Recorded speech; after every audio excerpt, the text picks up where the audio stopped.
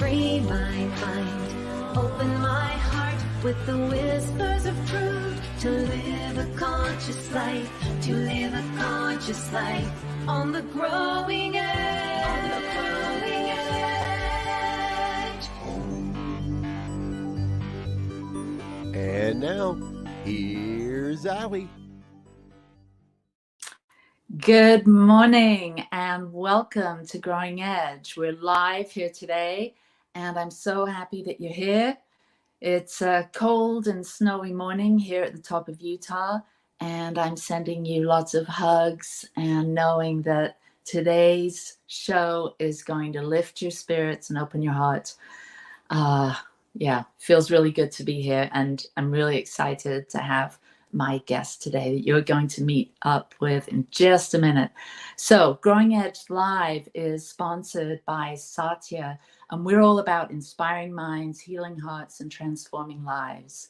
And this broadcast, this show, and soon to be podcast, is conversations, soul-centered conversations with heart-centered individuals that are channeling their time, their energy, their love, their creativity, their resources into doing good works on the planet. And so dig in. We're going to have a really great conversation today. We're going to go deep. It's going to be fun. It's going to be lively. So I'm really glad that you're here today. We always start Growing Edge with a segment that we call Ask Ali. And today I have a question from Kyle.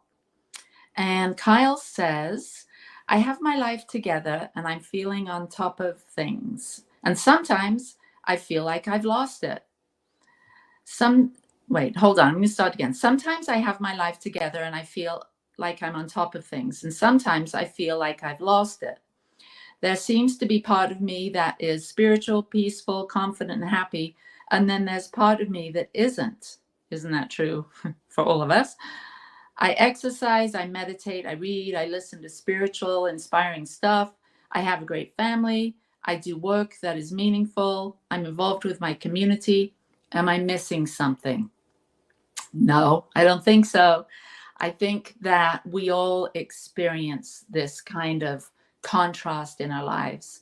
We have days when things seem to be clicking along and we seem to be on top of things. Our mind is calm, our emotions are grounded and centered, and we seem to be able to respond to the world as it comes to us in a really centered and spiritually mature way.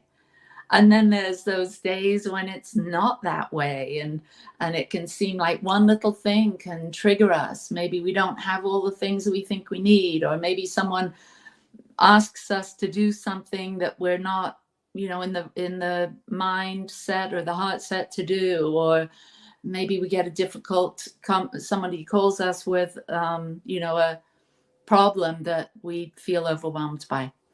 So yes, we all have these ups and these downs, this yin and this yang, the clarity and the chaos. It's all going on. That's what life's all about. It's this constant dance of change and contrast, and it goes on within us, and it goes on in the world around us. It goes on within our relationships, at our workplaces. It goes on all the time. And so my suggestion is to just take a breath and relax. Because when I'm triggered like that, when I don't seem to have access to the answers, or when I seem to come at a relationship, a conversation with this sense of defensiveness, or this sense of wanting to push back or avoid, this flight or fight or freeze or fix kind of ego response, I realize that it's an opportunity for me to take a breath. And maybe in real time, we don't have the luxury of taking a breath, but I think after you hear what I have to say, I think you'll have greater access to the peace that's always here, the peace that sort of underpins reality, that I think we can get to when we come from the perspective that everything is up and down, long and short, right and wrong, beautiful and ugly. It's all in the world and it's all within us. But it seems like our ego wants to push that back. Our ego wants to deny those parts of us. And so you actually use the term part. There seems to be a part of me that is spiritual, peaceful, confident, and happy. Then there's a part of me that isn't. Well, my friend, we all have parts. We have angry parts, frustrated parts, defensive parts, happy parts, creative parts. And I feel that if we're struggling, then it's an opportunity for us to sit down, maybe in kind of a contemplation or a meditative place or space, and invite those parts. Invite that angry part, invite that defensive part, and let it have a moment. What would it say? So you could have a conversation with that part of yourself. So as you sit in the head of the table, so to speak, and you've got these other parts of your personality sitting around the table, you have a conversation and you give anger a moment to express itself. You give frustration a moment to share what's on its mind. You give fear a moment to join in the conversation. And you start to realize, wow, I've got all of this going on. I've got some anger, fear, frustration, confusion. I've got some joy and happiness and creativity. It all is welcome at the table of your life. But when we deny it, when we only listen to that voice that says, you need to get on, you need to get over it, you need to push that down, then we have that experience and it feels like frustration. But when we simply give those voices, those stories that have been part of our reality, some time to speak, it's as though the window opens and some fresh air blows in. And we begin to see that, is that voice of fear true? Is that voice of confusion really true? So we can do a little self-inquiry. And then we can begin to love that part of us, all of those parts of us, extend a little compassion and grace to those fearful parts of our personality. And we start to be more able to choose the part of us that we want to be in charge in our life.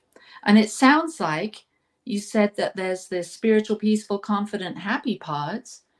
Well, that would be a beautiful part to take the lead whilst loving those other parts along the way.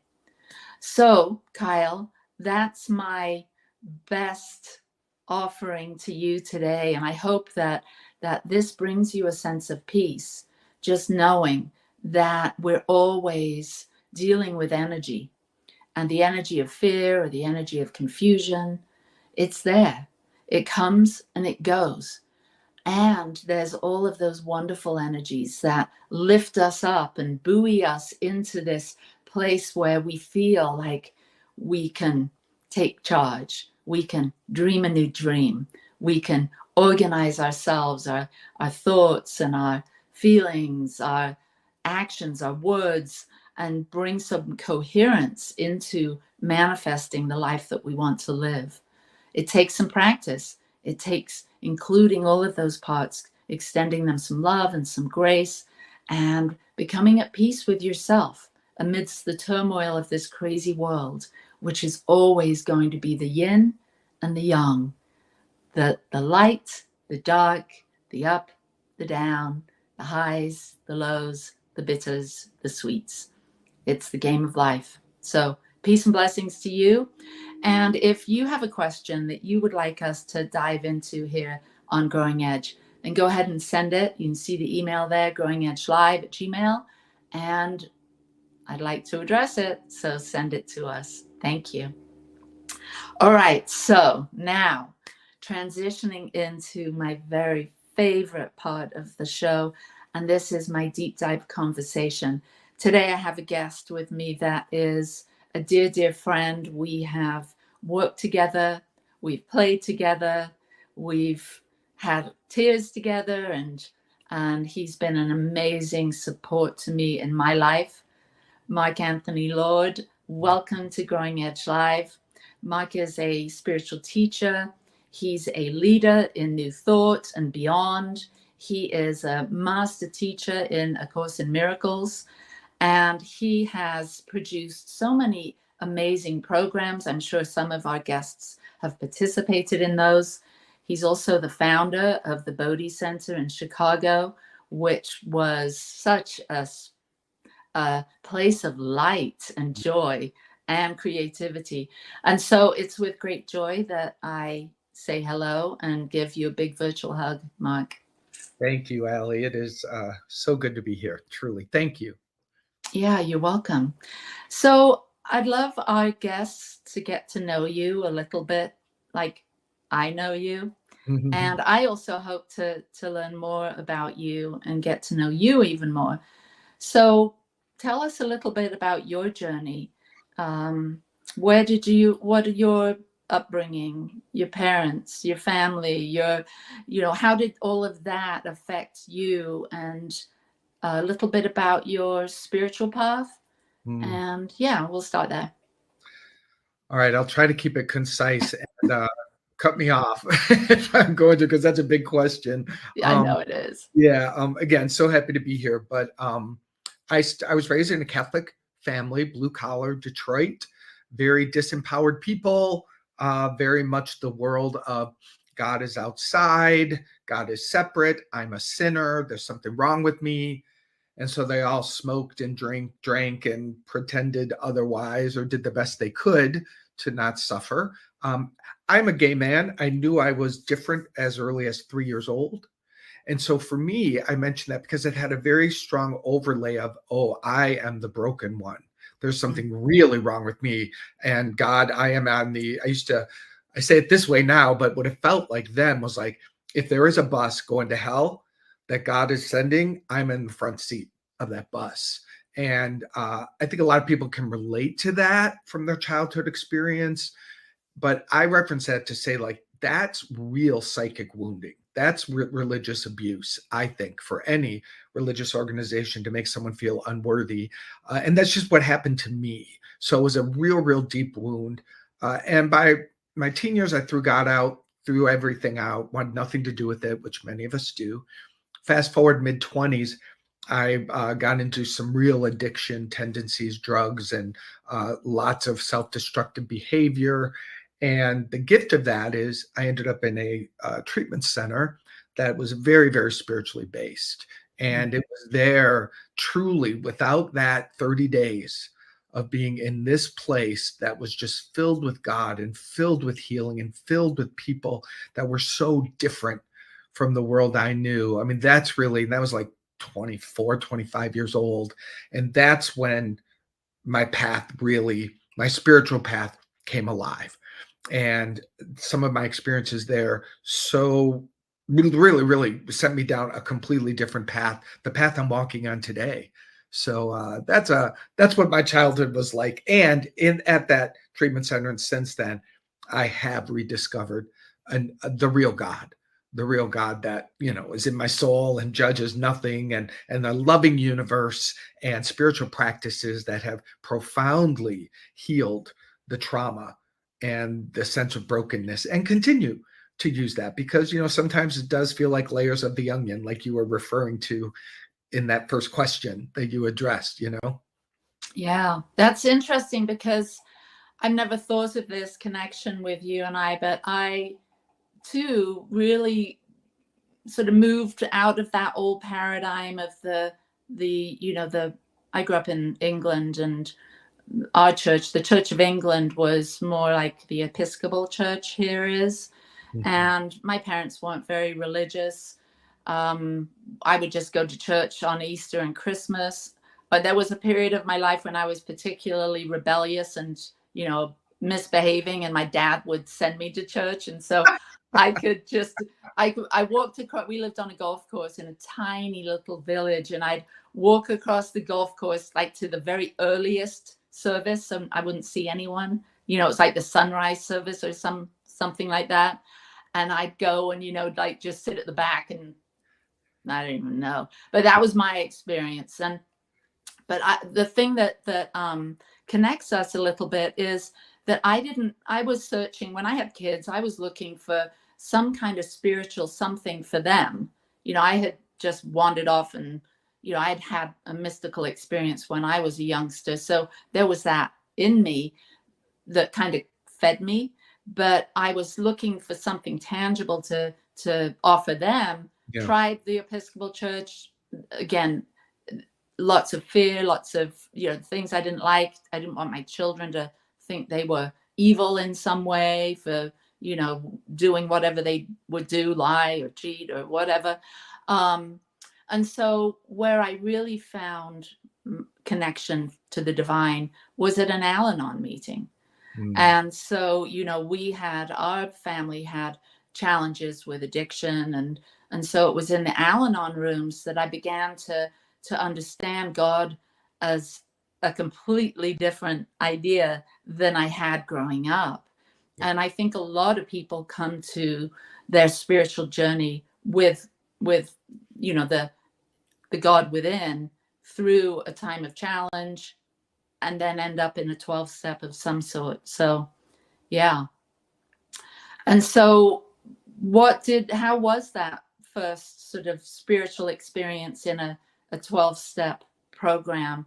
What were some of your early likes or interests with this new spiritual relationship with God?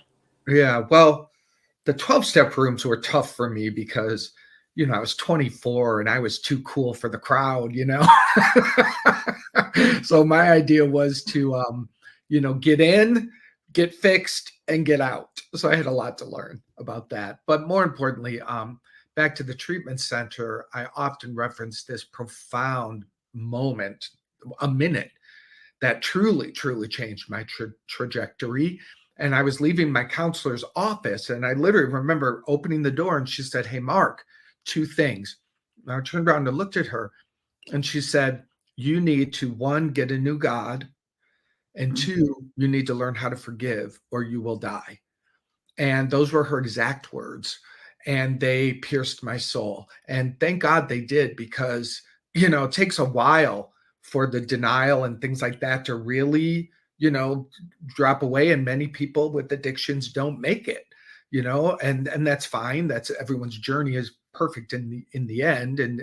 But for me, I think that was the pivotal thing, because I heard that and I felt that, and it scared me, honestly, enough that it made me really, really get interested. And that really became what my life was about. And I discovered very quickly, Allie, I think everyone at that time, at least, didn't even know what forgiveness really is. Yeah. I couldn't find the best minister to tell me in a way that was understandable and applicable. And today I understand why, because I do have a deeper revelation of it, and it's not easy to describe the mystical part of it, but it's so vitally important. Course in Miracles, that is the key spiritual practice, really, that it uses to awaken spiritually from the dream: forgiveness. Right. So, gosh, you're talking about a lot of things. I'm imagining at that point when you were a young man, and your therapist or your counselor mentioned forgiveness and finding a new God. So forgiveness at that point, can you go a little deeper there? Because I do want to get to the book you wrote on forgiveness and A Course in Miracles. The whole premise is forgiveness, but I want to take us back to that point where you're in that office, and you're, that I'm sure, like all of us at that age, there's all these fingers pointing out, blaming our parents and blaming our whoever.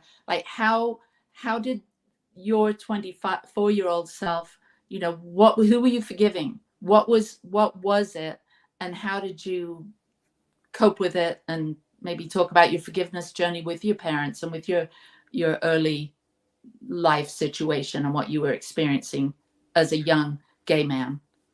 Well, that is such a good question, because my understanding of forgiveness then was basically like, yeah, this bad thing happened. Yeah, you were victimized, but you've got to be better. You've got to, it's sort of, it was either like two options. Either forgiveness is this self-righteous act that says, well, you were broken and I feel bad for you, so I'll forgive you.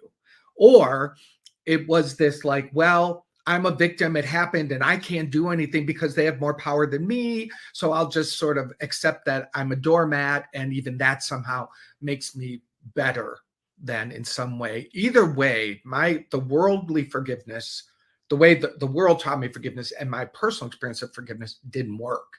Literally was a one up or a one down, but it was not a true release. And the world was filled with people, you really should forgive that, aren't you over that yet, like, and so a lot of people walk around feeling bad, like, yeah, I should be done with this, or I think I forgave it, but it's still haunting me, so what's wrong with me?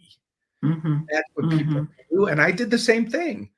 Yeah, so it sounds like this was, maybe she introduced forgiveness and you went to all those places of like trying to figure out how to do it. And oh my goodness. And that must have lasted for a long time, because you hadn't awoken, let's say, to this deeper, profound wisdom that you gained on what forgiveness really is. Yeah. So there must have been the first forgiveness, like the surface forgiveness.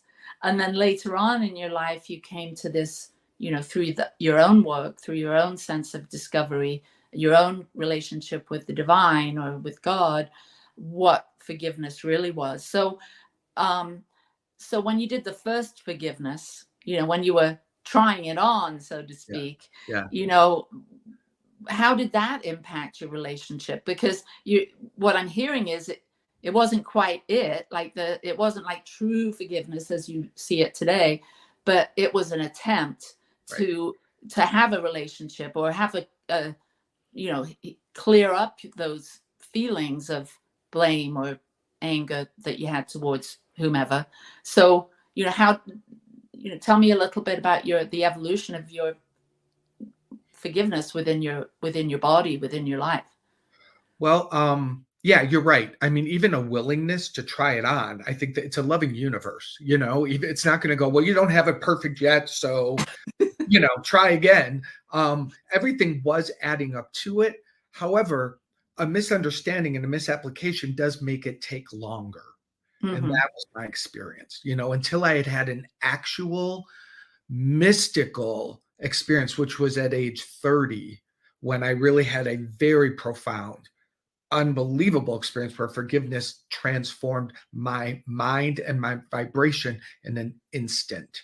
And okay, I want a snapshot. I want you to go back to that moment, and okay. I want you to give us what that was. Okay, I will make this concise.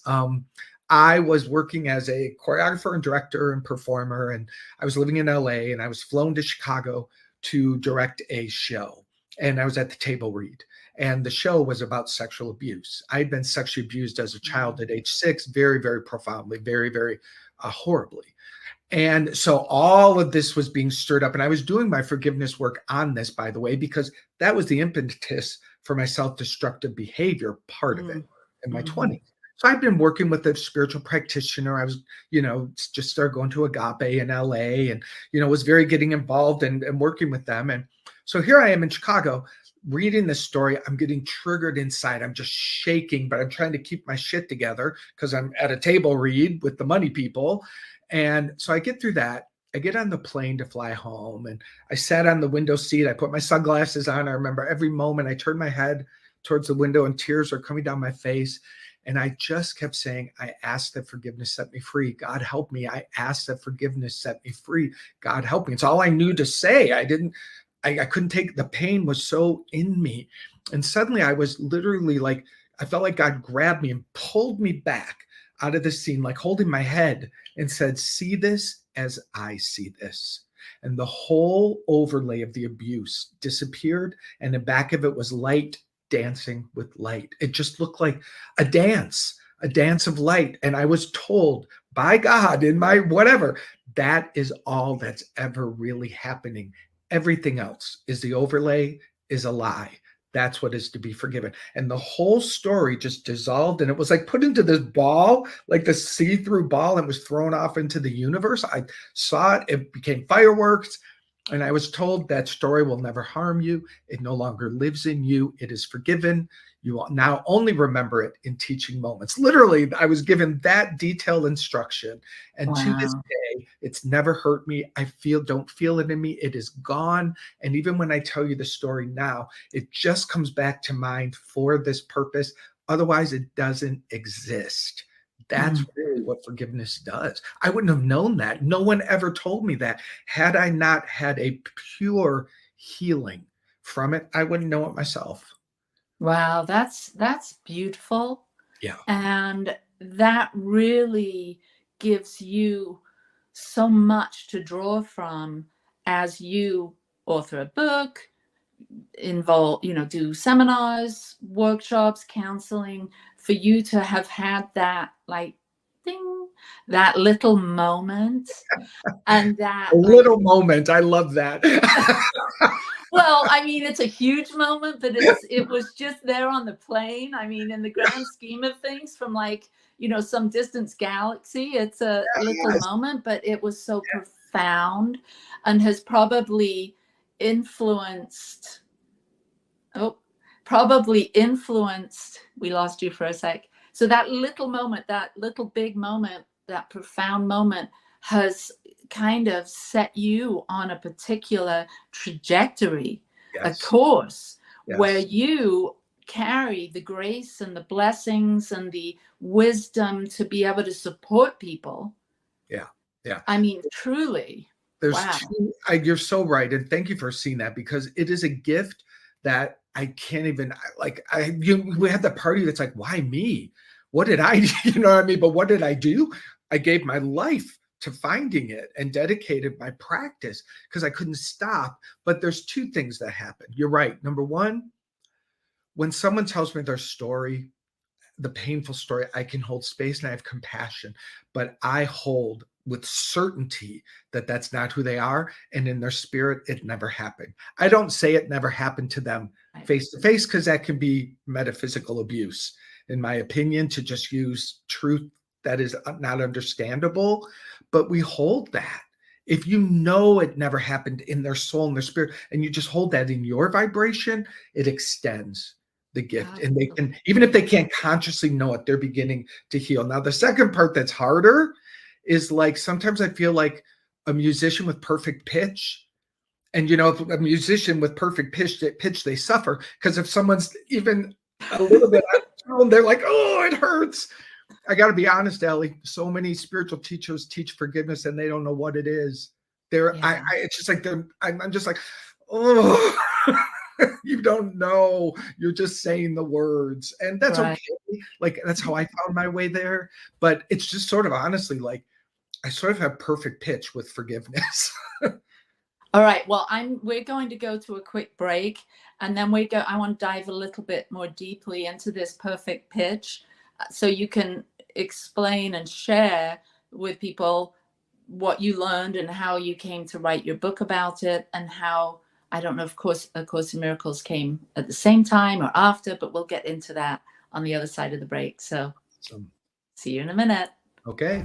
Choice, your creative superpower. We have the power to manifest as we dedicate attention to our thoughts, but often miss opportunity to achieve the greatest good.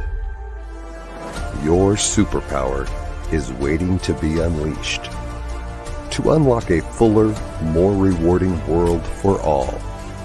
Join us every Thursday at noon Mountain Time for Choice, your creative superpower with Zoe DeMuro.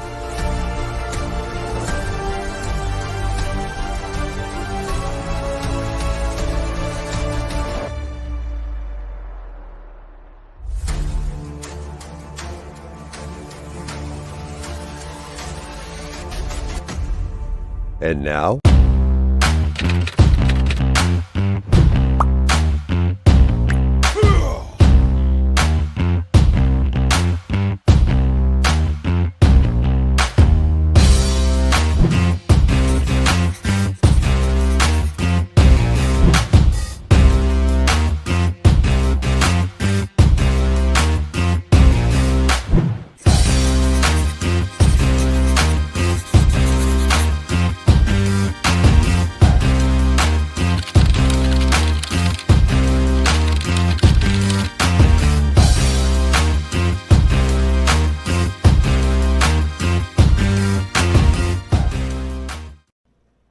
Please help us say thank you to our organizational sponsors, including the Hepperlin Foundation, Affiliated New Thought Network, International New Thought Alliance, Science of Mind Archives and Library Foundation, Center for Spiritual Living Denver, Center for Spiritual Living Midtown, New Thought Philadelphia, Planned Happiness Institute, Summit Center for Spiritual Living, One Heart Retreats, Center for Spiritual Living on the Lake, Unity Spiritual Center, Kitchener, Om Center for Spiritual Living, La Mesa, Satya Center, Center for Spiritual Living, North Jersey, Unity of Savannah, and Center for Spiritual Living, Seattle, as well as all of our individual donors. Thank you for making New Thought Media Network a place to be. Please come be you. And remember, like, share, and subscribe. New Thought Media Network, positively inspiring. Free my mind, open my heart with the whispers of truth. To live a conscious life, to live a conscious life on the growing edge. On the growing edge.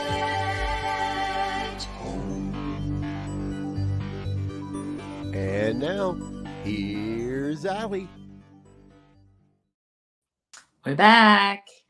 Okay, so let's, and I'm going to invite the viewers to get a maybe a pencil, pen, or your phone to take some notes here, because I want you to give us this, what forgiveness truly is, how you evolved in the understanding of it, and how you came to A Course in Miracles, which is, so forgiveness is so key to that teaching. So can you share a little bit so people can really understand? Because many of us think forgiveness is what we started off talking about. Yeah, I know. Feel bad about themselves because it's still, all of the thoughts are lingering around because, we can't forgive, or we're holding on to it, or it just doesn't make sense to us. We feel ashamed. So Yeah. Well, the deepest reason we can't forgive, and this is hard, but I want to go as deep as we can together, Allie, is because we still believe it happened. And this is a key shifting in experience. Your person who called in or whatever, the question in the beginning was talking about, sometimes I've got it together. Sometimes like he was describing, what he was really describing, as the Course teaches, is the split mind. The mind is split. One part is the ego, one part is the love or Holy Spirit. But the Course gets more specific. It says, but one of those is not real. The ego's voice, it's whose energy is fear, whose only purpose is destruction, is not true. Now, that is such a profound idea. But when we back up into the mind where that split exists, we have many examples, phenomenal spiritual teachers along the path who have discovered the ability to release the fear part of the brain and center themselves fully in the Christ light, the Holy Spirit, the love, whatever word you want to use, the God self. That's the only real part. Everything else, the Course calls a dream. So forgiveness gives you the ability to, over time, sometimes in a moment, to release the energy that you're giving the story about what happened and what it means about you, because it's the meaning that traps us. Did it or didn't happen? Fine. It happened in the dream, whatever you call it, but that's 40 years ago. Where are you now? And what is keeping it alive now is the meaning and the identification that I have embodied about it and about myself. This is really what is healed.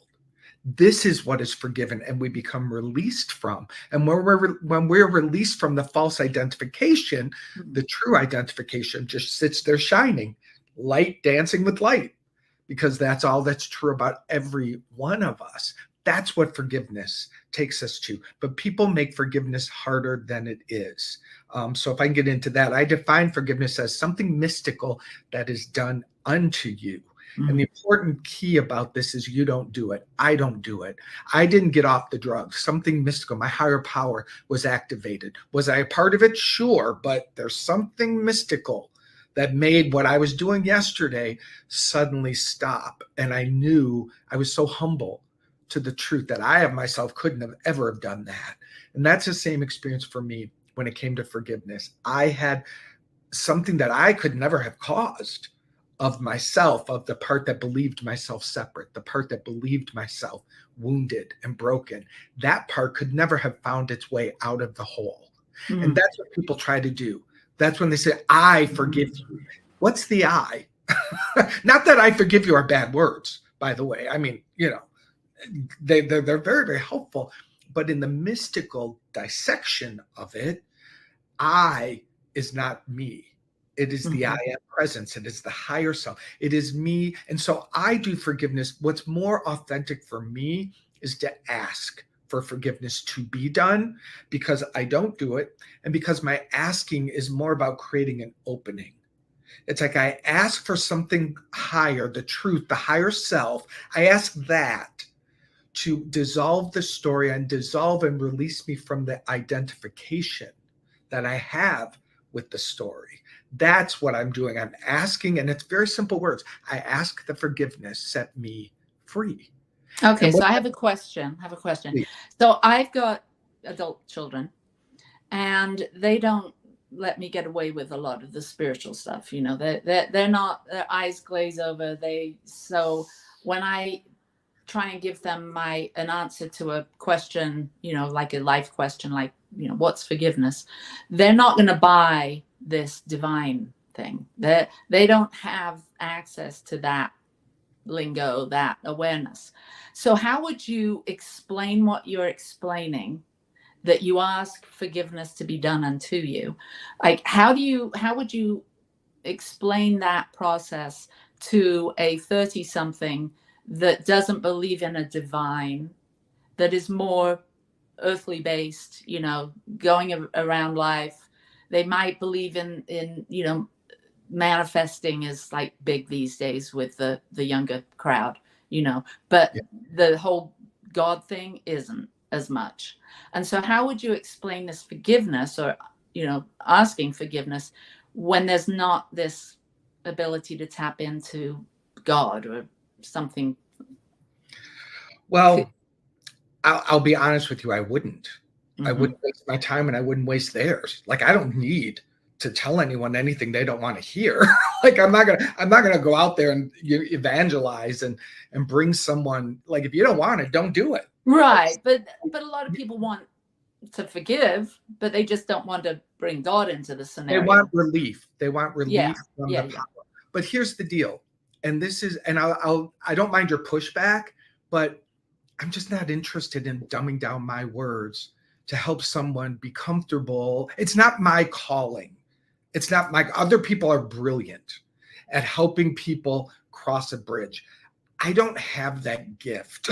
Like, I speak in the language I speak in because it's of my soul. I speak in the words I use because that's magnetic for those who I'm meant to work with and teach. So I just, for some reason, I got to say that. But let me say yes and. Let me yes and you to just for the purpose, because again, like, I don't know why, Allie. I'd be like, okay, you don't want it, I'm out of here. Yeah. I'll leave fast. But you and I both know through human design that you're a projector, so I'm giving you an invitation. I know you are. I'm like, oh. All right. So let me find. I'm gonna do my. You know, I also do some channeling, and so I'm gonna do this because I don't want my words to get in the way. So really, let me take a breath, if I may, and just get this. Okay, yeah, please do. Because there is something in me that wants to answer. And so what we're really describing in this moment is a letting go of a sense of self that is less than the truth of your whole being. It's a surrendering of a story about yourself that got imprinted on you from an experience. So you could really make it as simple as letting go of a story that doesn't support you, letting go of an identification that has you limited and makes you unable to manifest your good. You see, the overlay of a broken story upon your vibration is what's blocking you from creating that better job. It's what's blocking you from what's creating more income. So you may say, I'm not into that, but I would say to you, look at the wall that's in the way of what you want. The wall that's in the way of what you want needs to come down so that you can manifest from your power, from your strength. The way to bring that wall down is simply what is called forgiveness. Forgiveness will take that wall down brick by brick by brick until it is completely dissolved if you give it enough time. And when that wall of resistance and false identification is brought down, your power to create the life that is inside of you will flow with grace and ease, uninhibited. Who doesn't want that? Woohoo! You did Is that it. You did it. And I could just see myself talking to one of my children, and you know, there wasn't a spiritual word in there. There wasn't anything good. in there. I literally wasn't listening. I had to totally, because I'm like, oh, I am resistant to this one, so let me get out of the way. So yeah, no, it was really good. It was more like you said, you know, let forgiveness take the wall down one brick at a time. And I was thinking, yeah, we can all wrap our head around forgiveness, what that feels like. And there's a particular energy that comes with it, not to get too spiritual or woo-woo, but there's an energy of like a wall blocking me from my job, my good relationship, whatever it is that I want. And so just seeing kind of maybe even has a color, like the energy of forgiveness might even have a color, or might even be a little image, and taking that wall down, it feels like a liberation. It feels like Yes. Yeah, thank you. I will take that and apply it to my life. And I will now teach it better because of you. Oh, good. So thank wow. you. Yeah, I do think who doesn't want to express themselves more fully and freely and to feel happier? And you use the right word. It is liberation. Forgiveness brings you to liberation. Yeah. So let's talk a little bit about A Course in Miracles. And I know that, I mean, not the teaching as much as how you came to it. How does it meld? Like, how did it feather in with everything else that you already, you know, you'd been studying for years, I would imagine, before you heard about A Course in Miracles. So how did that feather in with your worldview or your spiritual view when you found it? Was it did it like click like a puzzle piece, or was there a little bit of a time for the integration to happen? I had first heard about it. I was going to a Unity church in my 20s in Chicago, and I started Unity when I was 14, by the way, and a very big, dramatic, like 3,000 member center in Warren, Michigan, called Church of Today under Jack Boland. So as a kid, I started being very influenced by a very powerful truth teacher. Then moved to Chicago after college and was involved there. And one of the ministers taught from A Course. And I loved her. She was good and she was brilliant. So a part of me was like, ooh. And I remember seeing the book for sale in the bookstore, and I bought one. I remember thinking, this is my book. But it took another 10 years before I could really. So it was my book that I put on the shelf, which I think a lot of people can relate to because it's hard to read. It's written in traditional Christian language, which triggers people, probably triggered me for a moment, but it really, like, what it really does is heal those words and give you the mystical definitions of them. And I love that. The Course won't be codependent with anyone. It's like truth is true. Yet it's going to make me line up with it, not it line up with me. So I'm grateful for that. So I started really diving into it, gosh, in 2003, no, 2000. Yeah, somewhere around there is when it really came alive. And, you know, a little bit of time, read this book, read that book.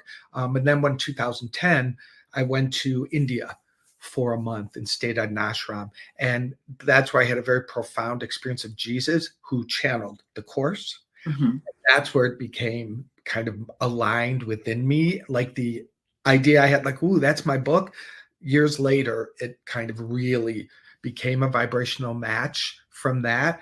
I find it to be very different. I find truth to be clear in science of mind. I find truth to be clear in unity. What is not clear is the organizations and those who are teaching and expressing it in a split dualistic way. That's just what happens in the world. I did it myself. Course in Miracles to me is non-duality. Course in Miracles is truly non-doership. And so for me, it was like, whoa, this thing is got a mystical power, and the way it teaches and the way it makes me look at the ego world and the truth simultaneously is phenomenal. I've not seen that done so well in the other New Thought organizations, at least for me. Someone else could have a very different experience. So I want to be clear that for me, it just worked. Yeah. And I can sense that. I feel it through your words.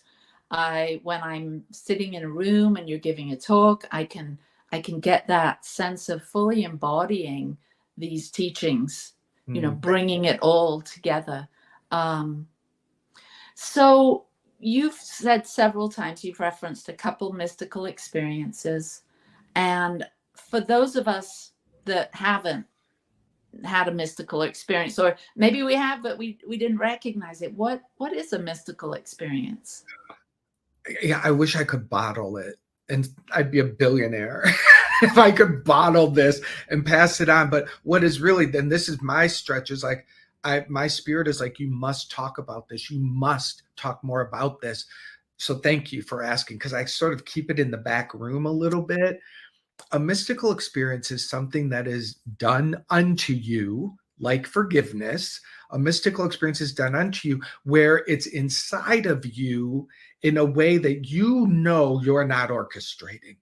Even if it's a revelation of an idea that you're like, that's not my idea. Like, I did not, like, something dropped that in, or something made that happen, or, it's just something that when you really pause, you go, that's greater than what I could ever think. That's a small example of it. I will give you one more in India real quickly. I had been developing a very intimate relationship with Jesus in India, which was not my plan. I went to India to get a cool Eastern guru. That's what I wanted. And I traveled halfway around the world to be told inside me that Jesus was my guy. And he was in India, according to some. He what? He was in India for a period of his time, according to some. Yeah, but I just didn't want, I wanted to be cooler than that. So anyway, had a big healing there. But one time, this is an example of it. We're in a teaching. The monks do phenomenal metaphysical teachings where I was. And then you went into a meditation or experience of it. As his teaching was coming to a close, I heard Jesus at that time say to me, repeat my name and don't stop.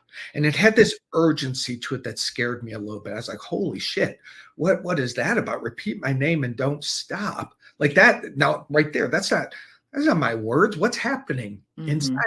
So when it came time to go meditate, we could spread out throughout the room. I went way in the back of the room because I just knew something else was happening to me.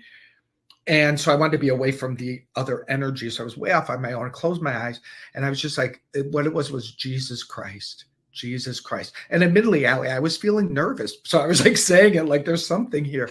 Suddenly, everything that I'd ever been called, all the judgments against myself were swirling around it. Like it was like, you're a this, you're a that, you're a faggot, you're a sissy, blah, blah, blah, blah. Just attack thoughts, swirling like a rodeo, spinning around me. Jesus Christ. Geez, now I'm like really saying it because I'm like, oh my God, the guns were loaded. Everything, the guns were loaded. Everything in my mind was coming out and circling me. I just stayed anchored. Jesus Christ. And in a moment, every one of those thoughts went, and it was perfectly quiet. It was quiet like I can't even describe. They just disappeared. So what's going on in your body at this time? I mean, just light, just white light, and very conscious, but no thought. And then I would do like, I was like, and I remember going, Jesus Christ, when it just rippled in the energy field. And then I just sort of merged into this light for a while. And I sort of disappeared, but I sort of was not disappeared. Like it was just, there was no mind. I was in the no mind for a while. And I really feel like, so that's a mystical experience, a healing, because my mystical experiences are only for the healing. That's what it feels like for me thus far. And it was a healing where my mind was released from all of these judgments. You know, when someone calls you a name, it lives there in the vibration. So all of these thousands of voices that are in our head, mostly they stay quiet, they stay suppressed. But when we get triggered and afraid, boom, you know? Yeah. So that's another example of a gift I was just given.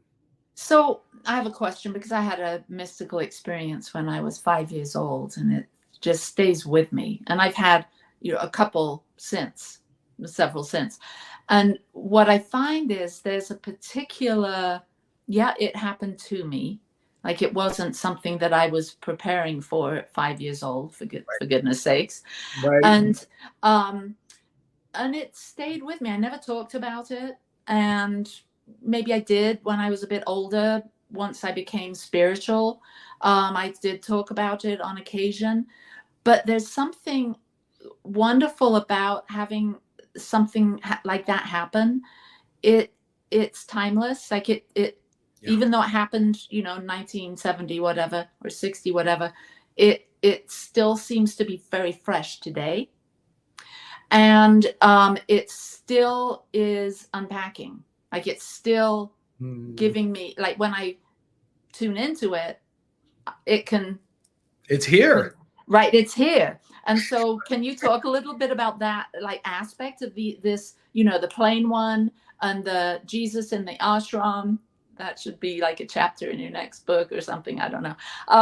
You know, tell me about how it's still alive in you, or how you can access it, or like it feels like a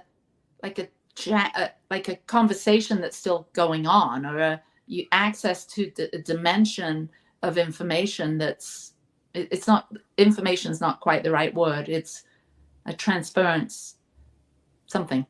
Yeah. Well, and this is what my edge is. So thank you, Allie, for bringing me to my edge here with you.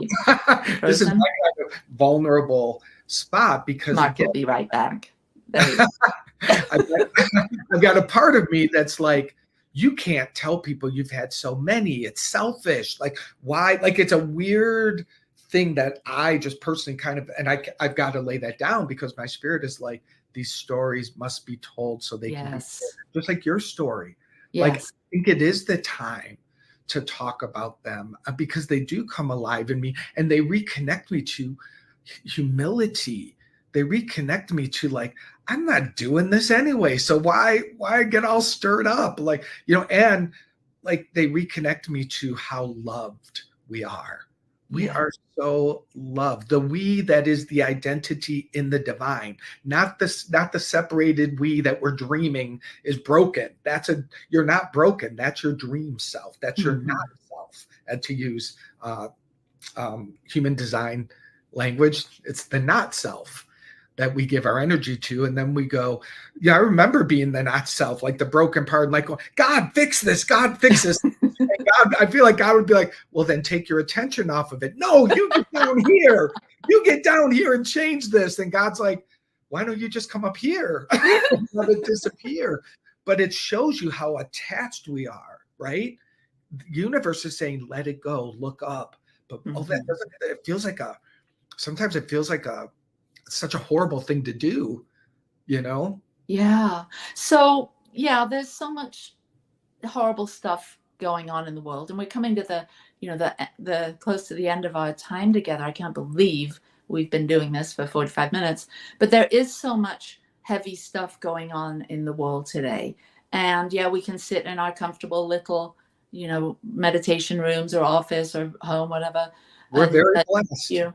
But there is a lot going on in the world. So that song, What the World Needs Now is Love, Sweet Love, that plays in my head quite a bit these days when I'm thinking of what's going on in the Ukraine or what's going on in the Middle East. So, Mike, what does the world need now? From the most evolved part of you, this awakened part of you, this channel, what does the world need now? The world needs people to wake up to the revelation that the world is in their mind. There is no external world. Mm. It is 100% in your mind. The suffering, broken world, heal that. Heal every broken thought within you. Heal your attack thoughts. Be so committed to pay attention to your thinking and heal the split in your mind. That's what the world needs. Because when one mind is healed and restored to its natural one voice of love, that mind becomes a power center to reverberate love like never known before. A split mind can do little at best. And that's why we keep recycling the wars. We keep recycling the stories. We will not stop recycling the broken dream and the suffering dream if people don't realize where it is living. It's not out there. That's the projection that the ego does to make you think it's out there. The only suffering world is in my mind. Okay. And when I feel that, the world is healed. All right. Well, I am so thrilled to have had this conversation with you. I feel like we just got started. There were other things that I wanted to dive into, so I'm going to invite you back to talk more about some of those things, because the world does need to expand its vision on what's possible and to question the mind. Yeah. So thank you so much for being here. Thank you for being my guest. I love you, and I'm cheering you on from my little meditation room here in Utah. And thank you to all of our guests. It's been a beautiful conversation. And we'll see you next week. Next week, I have Kim Boda. She works with Dr. Joe Dispenza as one of his support team, and you're going to love her too. So thank you to Mike. Thank you to Michael, our producer, and thank you to the New Thought Media Network and Satya. Peace and blessings. Love you.